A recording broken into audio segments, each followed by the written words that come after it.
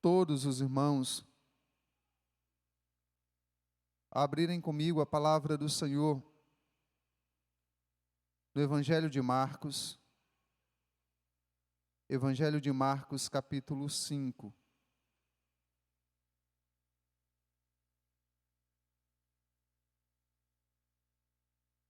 Marcos, capítulo 5.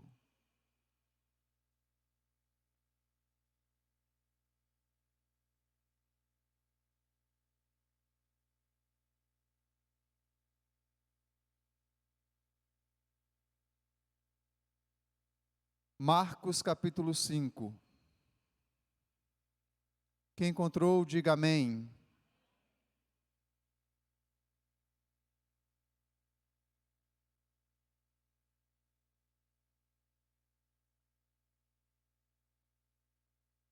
Deixe sua Bíblia aberta nessa passagem bíblica. Evangelho de Marcos, capítulo 5, é um texto bem conhecido. E nessa noite eu trouxe uma imagem para mostrar diante da igreja. Eu queria que nossos irmãos projetassem. Que imagem é essa? Ou o que essa imagem representa? Essa imagem representa uma família. Cada um de nós que estamos aqui, aqueles que estão acompanhando a transmissão também desse culto, pertencemos a uma família. Muitos de nós pertencemos a uma família completa. A família que tem ali a presença do pai, ou do papai, da mãe, ou da mamãe, conforme assim foram ensinados a se dirigirem aos seus progenitores. Então, a família é constituída no padrão bíblico por um homem que se casa com uma mulher e então geram filhos. Constrói então um lar. É bem verdade também que alguns de nós fazemos parte de uma família onde não temos mais a presença da figura paterna, a presença do pai ou a presença da mãe. Mas é evidente que, independentemente das circunstâncias, nós fazemos parte de uma família.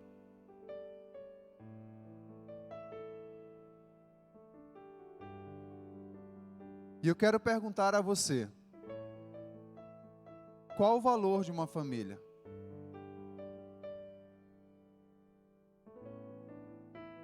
Quanto vale para você a sua família?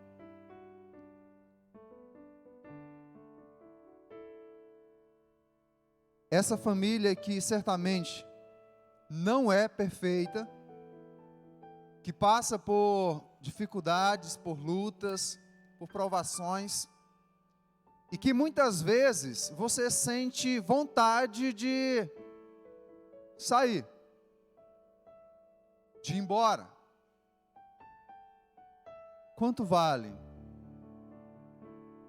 essa família para você?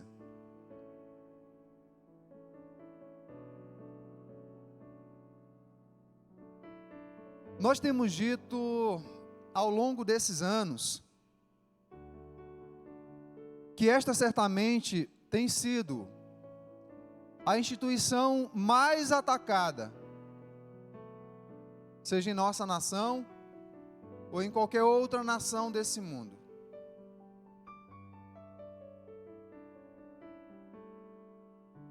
Muitas setas têm sido lançadas contra ela.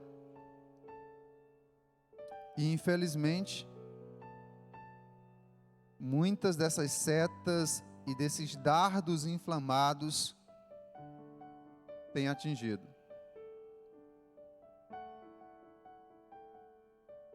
Há um texto na palavra do Senhor que é bem conhecido, foi proclamado diretamente pelo Senhor Jesus. Lá no Evangelho de João, capítulo 10 e versículo 10, o Senhor declarou que o ladrão veio para matar, roubar e destruir. Mas que o Senhor veio para conceder vida e vida em abundância, vida em plenitude. Nós iremos ver essas duas realidades. A realidade em que o ladrão veio para matar, roubar e destruir, mas também a realidade gloriosa em que o Senhor, o Rei dos Reis, veio para conceder vida e vida em plenitude. Eu não conheço essa família a qual trouxe para apresentar em foto e imagem a vocês. Mas aproveito aqui para desejar toda sorte de bênção sobre eles. Que o Senhor os guarde, que o Senhor os livre. E que o Senhor guarde também a sua família, a minha família. Que o Senhor guarde a família de cada um de nós de passar por esta situação que nós vamos acompanhar agora. Mas, todavia, se a sua família, ou se na sua família, há alguém que esteja passando por provação semelhante, que você não saia daqui cabisbaixo, decepcionado, mas que o seu coração possa sair daqui cheio de esperança. Toda a Escritura é divinamente inspirada, mas dependendo da situação que nós estejamos vivendo, dependendo da situação que nós estejamos passando, existem muitas passagens bíblicas que nos tocam profundamente e que nos levam a derramarmos lágrimas diante do Senhor. E essa é uma das passagens bíblicas que poucas vezes eu consigo lê-la sem que o meu coração seja profundamente tocado pelo que é descrito aqui. Eu convido você a fazer a leitura desse texto comigo agora, não apenas com os seus olhos, não apenas com os seus lábios, mas com o seu coração. Com o seu coração. O tema para essa noite é uma grandiosa libertação. Vamos então ler esse texto bíblico. Marcos capítulo 5, do verso 1 ao verso 20. Eles atravessaram o mar e foram para a região dos Gerazenos. Estou utilizando a versão NVI. Então eles atravessaram o mar e foram para a região dos Gerazenos. Quando Jesus desembarcou, um homem com um espírito imundo veio dos sepulcros ao seu encontro. Esse homem vivia nos sepulcros e ninguém conseguia prendê-lo, nem mesmo concorrentes, pois muitas vezes lhe haviam sido acorrentados pés e mãos, mas ele arrebentara as correntes e quebrara os ferros de seus pés. ninguém era suficientemente forte para dominá-lo. Noite e dia, ele andava gritando e cortando-se com pedras entre os sepulcros e nas colinas. Quando ele viu Jesus de longe, correu e prostrou-se diante dele e gritou em alta voz: que queres comigo, Jesus, Filho do Deus Altíssimo? Rogo-te por Deus que não me atormentes. Pois Jesus lhe tinha dito: saia deste homem, espírito imundo. Então Jesus lhe perguntou: qual é o seu nome? Meu nome é Legião, respondeu ele, porque somos muitos. E implorava a Jesus com insistência que não os mandasse sair daquela região. Uma grande manada de porcos estava pastando numa colina próxima. Os demônios imploraram a Jesus: manda-nos para os porcos, para que entremos neles.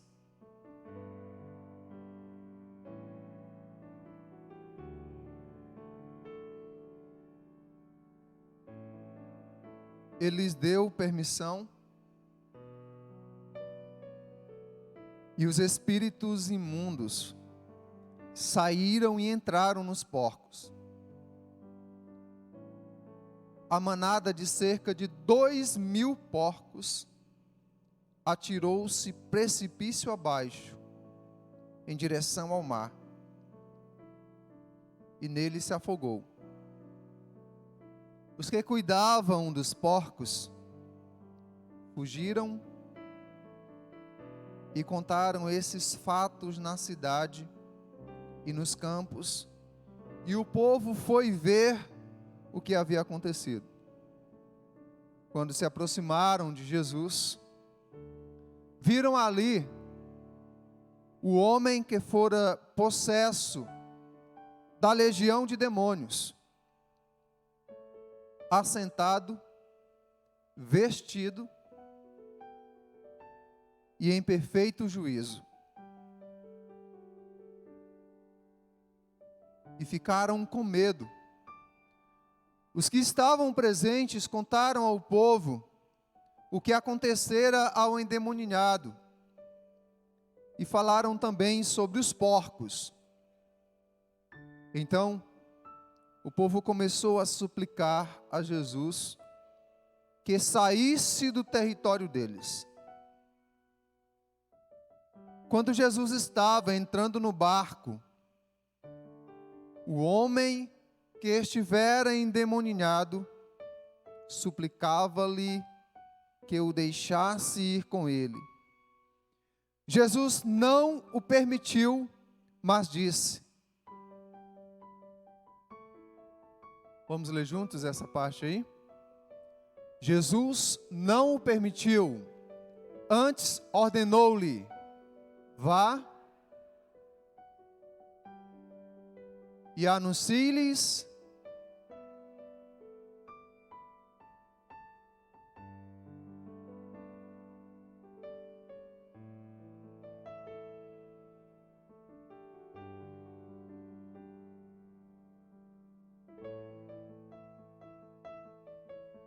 Vamos ler todos juntos esse último verso, irmãos? Vamos lá? 1, 2, 3, já. Então,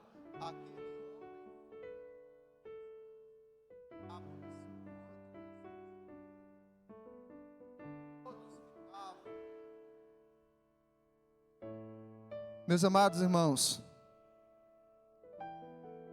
não sei como seu coração se sente, não sei qual a reação que você tem ao ler esse texto, entendendo a sua história, entendendo o que aconteceu aqui. Mas escute, nós estamos diante de uma história profundamente dramática, e que certamente mexe com a maioria dos corações que a lei com a devida atenção.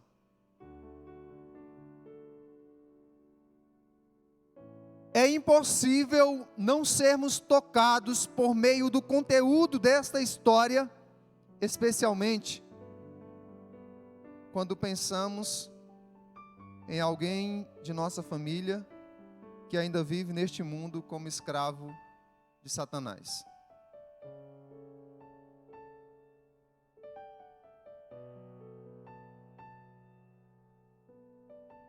Cada um de nós temos alguém assim em nossa família. Talvez não com esse problema específico de possessão demoníaca, mas cada um de nós temos uma, duas, três ou mais pessoas, membros de nossa família, que ainda vivem como escravos de Satanás nesse mundo. Isso não lhe preocupa? Isso não mexe com o seu coração? Isso não faz você refletir? Ver o estado miserável, ou perceber o estado miserável desse homem, e não ser movido por um sentimento de compaixão, diante das mesmas situações do tempo presente, é ter um coração tão duro como as pedras que esse homem usava para se cortar.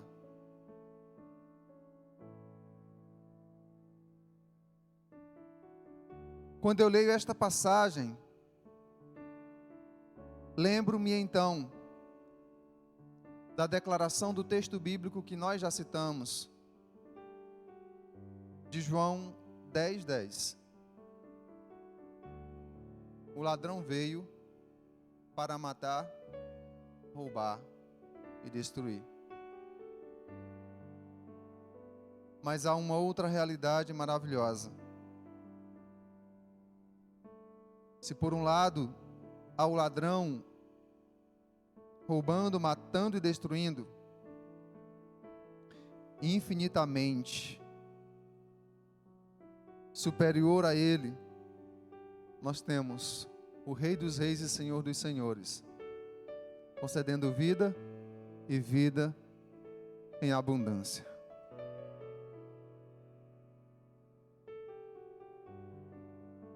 Em 1 João capítulo 3, versículo 8, é-nos dito: aquele que pratica o pecado procede do diabo, porque o diabo vive pecando desde o princípio. Para isto se manifestou o Filho de Deus. Para quê? Para quê, irmãos? Para destruir as obras do diabo. Para destruir as obras do diabo.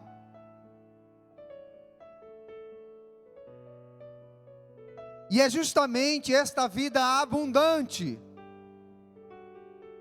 que preenche e transforma o homem todo e todo homem que se rende aos pés de Cristo, que nós temos anunciado, que nós temos proclamado, compartilhado com toda graça e verdade.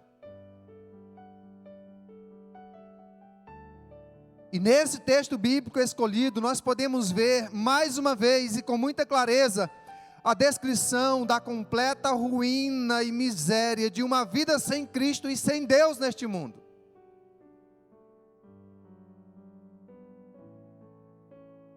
Talvez nós tenhamos aqui o fundo do abismo, um lugar onde não dá mais para ir além.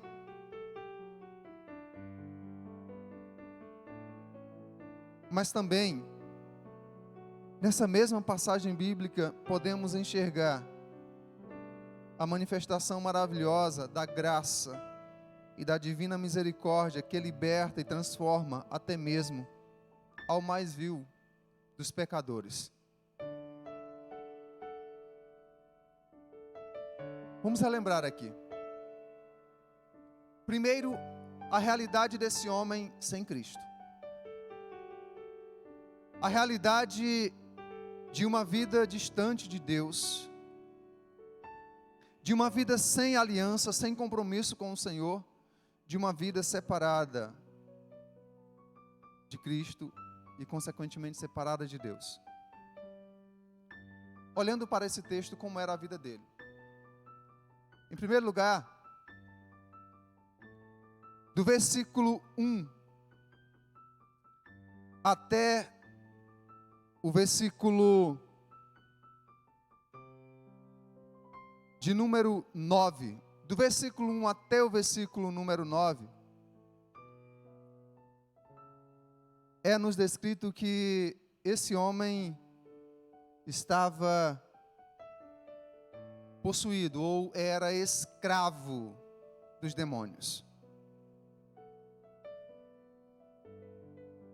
A realidade dele sem Deus, sem Cristo,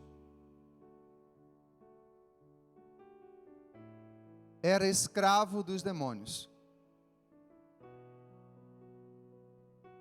Quantos aqui já viram uma pessoa endemoniada, uma pessoa possuída por espíritos imundos? Quantos de vocês já viram? Pode levantar a mão assim. Quantos aqui já tiveram a oportunidade de orar repreendendo o demônio na vida de uma pessoa, de orar de impor as mãos sobre uma pessoa que estava endemoniada?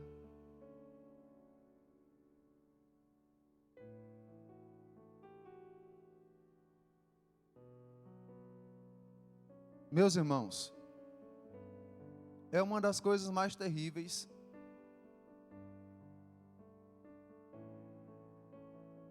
a se enfrentar. Mas escute, não estou dizendo isso para você ficar com medo.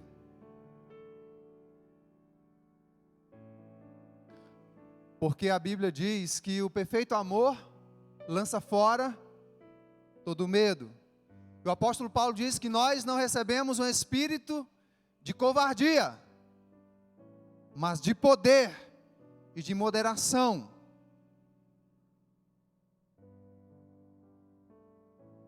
Mas eu preciso falar sobre essa realidade. É uma situação terrível.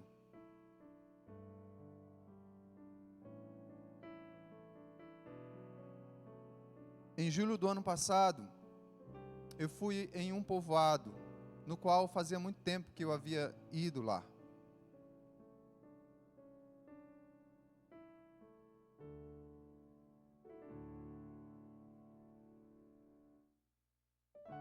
E fiquei sabendo de uma situação terrível, de uma jovem que era do meu tempo, cresceu conosco.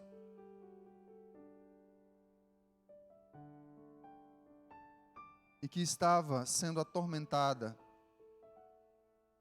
por espíritos imundos, por demônios. Mas os seus pais, por ignorância, não buscavam ajuda do alto, buscavam ajuda em centros espíritas, em terreiros. E a situação dela só piorava e só piora. Uma vida sem Cristo, uma vida sem Deus. O versículo 3 nos diz algo mais sobre a realidade daquele homem. Diz que ele vivia nos sepulcros e ninguém conseguia prendê-lo, nem mesmo concorrentes. Então ele não tinha um lar.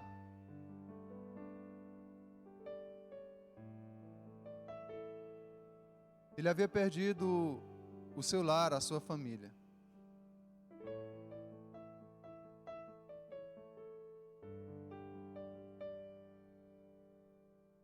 Eu fico me perguntando por que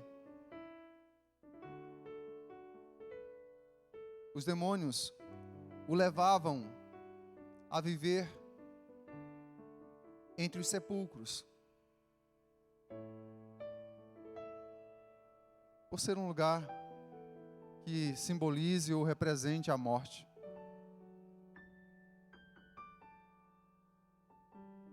O texto ainda nos diz, os versos 3 ao 5, que esse homem, ele havia perdido toda a sua dignidade. Em uma passagem paralela, no Evangelho de Lucas, também no capítulo 8, é descrito essa mesma história está contada ali, está registrada ali. E Lucas relata que esse homem, além de viver entre os sepulcros, havia perdido seu lar, sua família. Diz que ele vivia completamente nu. Completamente nu. Não tinha mais nenhuma dignidade.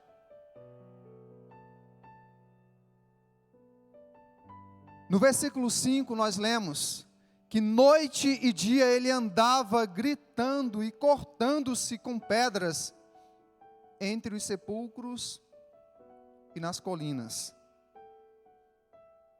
Esse homem, ele tinha perdido, além do seu lar, além da sua dignidade, ele havia perdido a sua condição de saúde física, emocional e espiritual. E todos os recursos que um dia tivera, ele estava em ruína completa. Miséria profunda.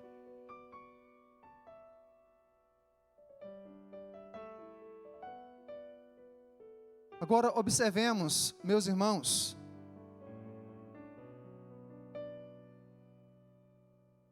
no final do versículo 4 está escrito: ninguém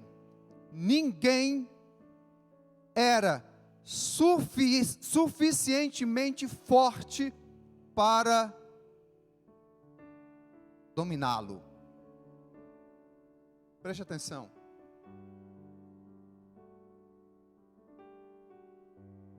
Uma vida assim,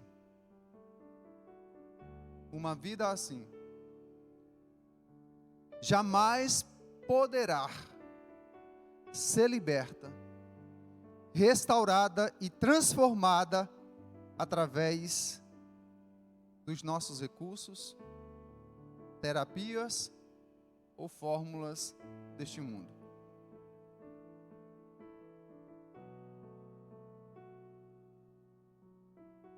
Nossos recursos, nossa força, não pode mudar uma realidade dessa. É somente quando o Cristo enviado do céu a este mundo entra na história para mudar a nossa história, que a vida alcança o verdadeiro sentido. E aqui está a grande mudança. Aqui está o propósito maravilhoso da vinda do Senhor Jesus. É interessante que quando nós lemos o contexto dessa história, Jesus ele dá uma ordem para os seus discípulos. Ele diz: olha, passemos para o outro lado. E antes de chegar no outro lado, Jesus com os seus discípulos, ele está do lado de cá, da região da Galileia. Do outro lado fica ficava então a região de Gadara, onde morava esse homem. Jesus dá a ordem aos seus discípulos: passemos para o outro lado. Antes de chegar no outro lado, eles enfrentam a tempestade. E aquele acontecimento maravilhoso, nós temos conhecimento. Jesus, ele está na proa do barco dormindo. E ele é então despertado pelos seus discípulos que estão em desespero. Ele então se levanta, repreende o mar e o vento e tudo fica calmo. E chegam então do outro lado. Jesus, em sua onisciência, certamente sabia o que o esperava. Na verdade, passemos para o outro lado foi intencional, para ajudar aquela vida que estava em um estado miserável, desgraçado. O que acontece aqui então? Quando esse homem, ou quando aquele homem tem o encontro com Jesus, em primeiro lugar, do verso 6 ao 13, ele recebe total libertação. Total libertação.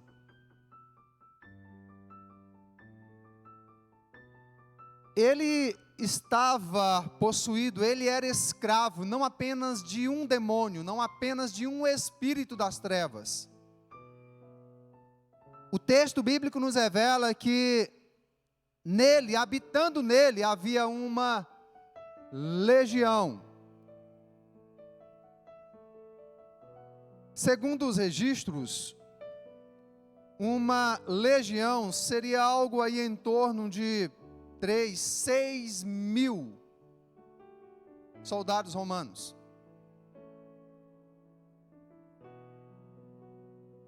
Mas digamos que esse número não fosse um número exato, não fosse um número seguro para confiarmos. No mínimo, nós podemos afirmar com segurança que pelo menos 2.000 demônios estavam naquele homem. Porque o texto nos revela, no versículo 13, que os demônios pedem permissão a Jesus para possuírem uma manada de porcos que estavam ali. E no versículo 13, nos diz que a manada de porcos era de cerca de 2.000 porcos. Não ficou nenhum. Quando Jesus disse, saiam, não ficou nenhum.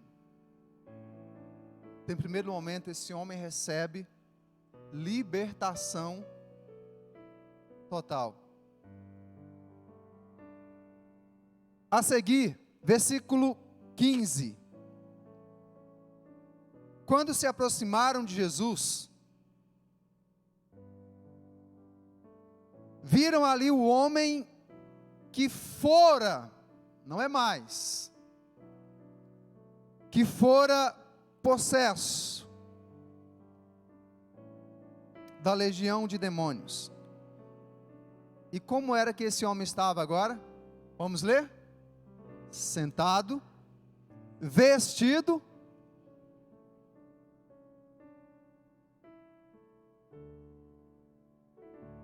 lá no Evangelho de Lucas, vai dizer que ele estava aos pés de Jesus. Vestido, porque ele andava nu. Pastor, ele não tinha nenhuma roupinha assim, pelo menos aquela curta mesmo assim de baixo. Não, era completamente nu. Sem nenhuma tira de roupa sobre o corpo dele. Mas ele recebe completa restauração. Ele está agora aos pés de Jesus, vestido em perfeito juízo.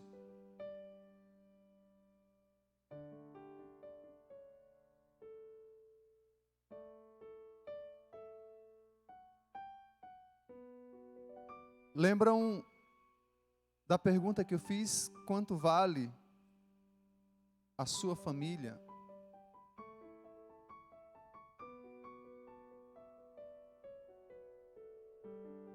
Pense comigo o seguinte: se aquele homem não era um pai, ele certamente era um filho, era um irmão. Pense comigo então nas duas ou nas três situações. Vamos pensar nele como um pai, um marido.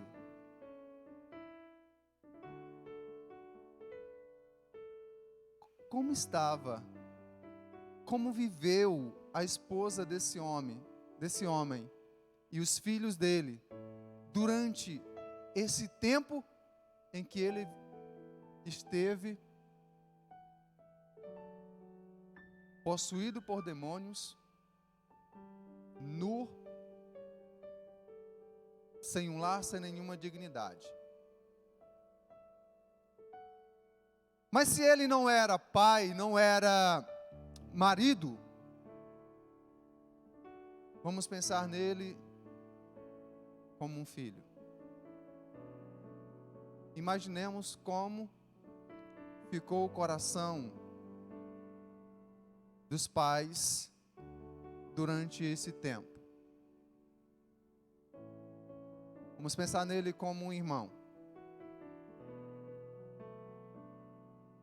Um irmão amado, um irmão querido.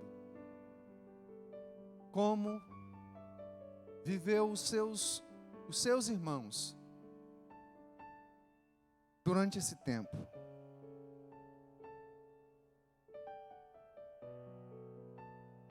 Agora, meus irmãos, infelizmente, tem um grupo muito grande de pessoas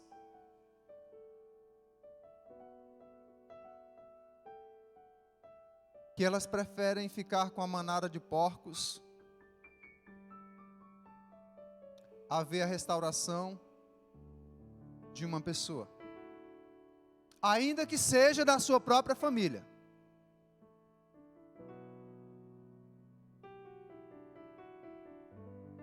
Porque teve muita gente ali naquela região que não ficaram contentes. E o texto diz que eles suplicaram, eles rogaram, eles pediram que Jesus fosse embora da região.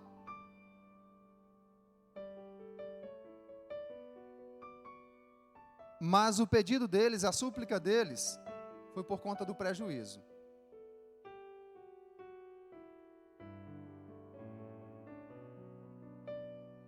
Os donos daquela manada de porcos não ficaram nada satisfeitos.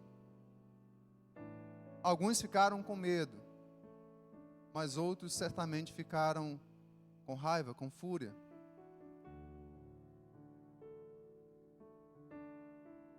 Tem muitas pessoas que não estão dispostas a sacrificarem uma manada de porcos.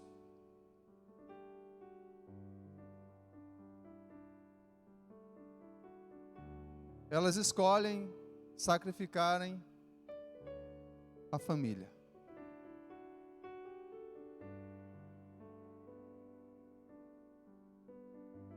Trabalham até morrer, mas não desfrutam nada com a família.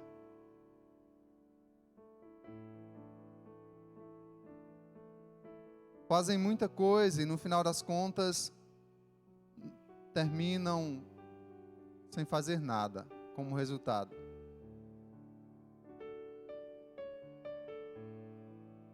O que estamos dispostos a sacrificar realmente? Nós pensamos no dinheiro que vamos gastar para ajudar no processo de restauração.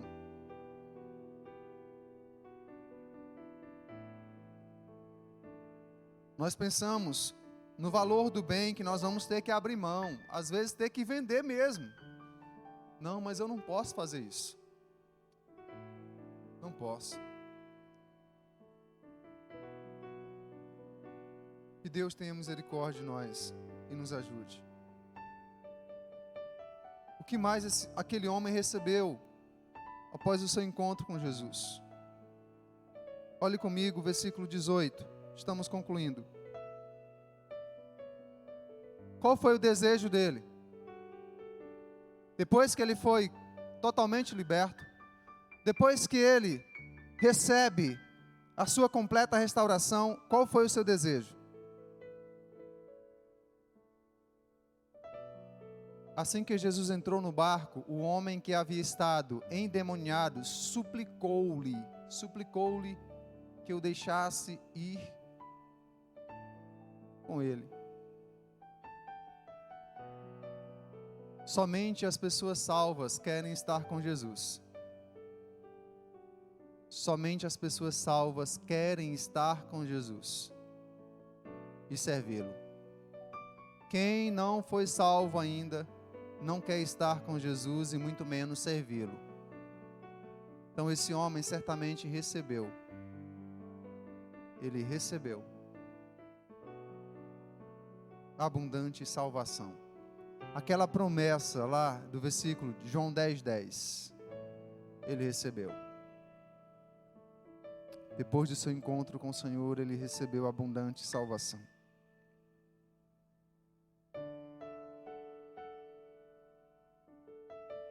E em quarto e último lugar que nós separamos, versículos 19 e 20. Jesus não o permitiu, mas disse. Vamos ler juntos mais uma vez? Vá para casa, para a sua família, e anuncie-lhes tudo quanto o Senhor fez a você, e como teve misericórdia de você. Então, aquele homem foi, e começou a anunciar, em Decápolis, quanto Jesus tinha feito por ele. Todos ficaram admirados. Sabe o que eu vejo aqui?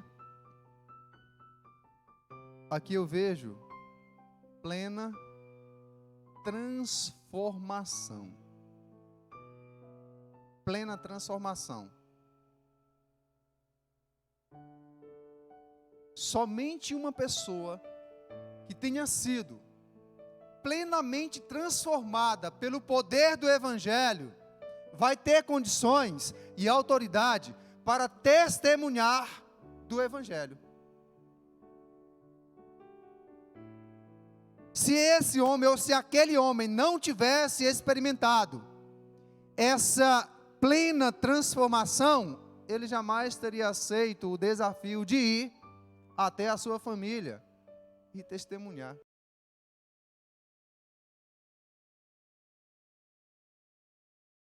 Lucas 8:27. Lucas 8:27.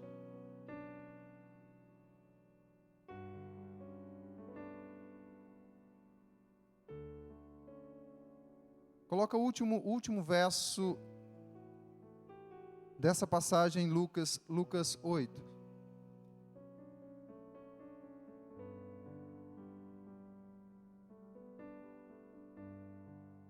É o 39, perdão, irmãos. 39. Lucas 8:39. Vá para casa e conte tudo quanto Deus fez a você. Então, o homem foi e anunciou. Ele anunciou na casa dele. Ele anunciou na cidade inteira quanto Jesus tinha feito por ele. Meus irmãos, ele fez mais do que o que Jesus mandou. Vamos fazer pelo menos o que Jesus mandou? Ele fez mais do que o que Jesus mandou. Ele não anunciou só na casa dele, não. Ele anunciou na cidade inteira quanto Jesus tinha feito por ele. O que Jesus fez por você? Você já parou para pensar no que Jesus fez por você? O que seria de você, o que seria de mim se não fosse o que Jesus fez por nós? O que seria?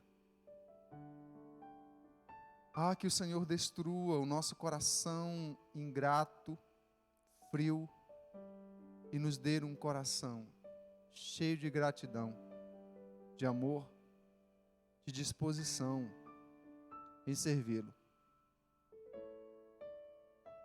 Que Ele afaste de nós toda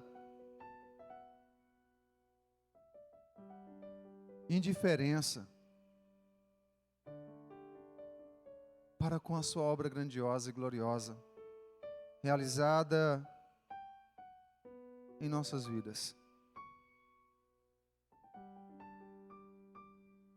Eu quero deixar aqui essas 3 lições para você e eu levarmos em nosso coração nessa noite. A primeira delas, diante de tudo que nós ouvimos: nenhum poder das trevas, nem mesmo milhares ou milhões de demônios, podem impedir a obra de Deus na vida daquele a quem o Senhor decide salvar e transformar.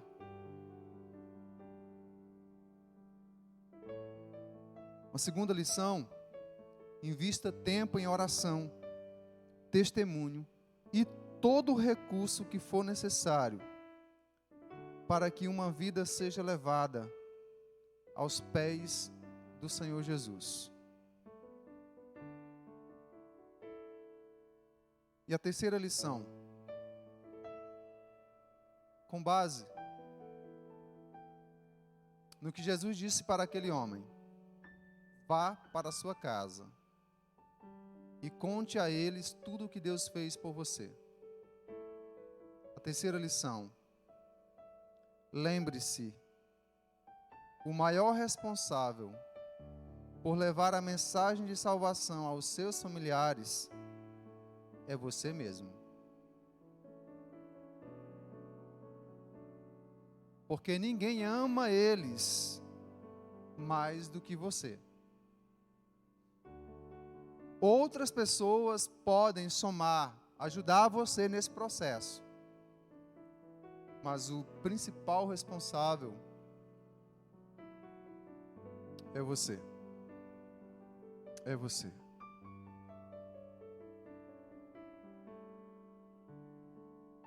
Eu resumiria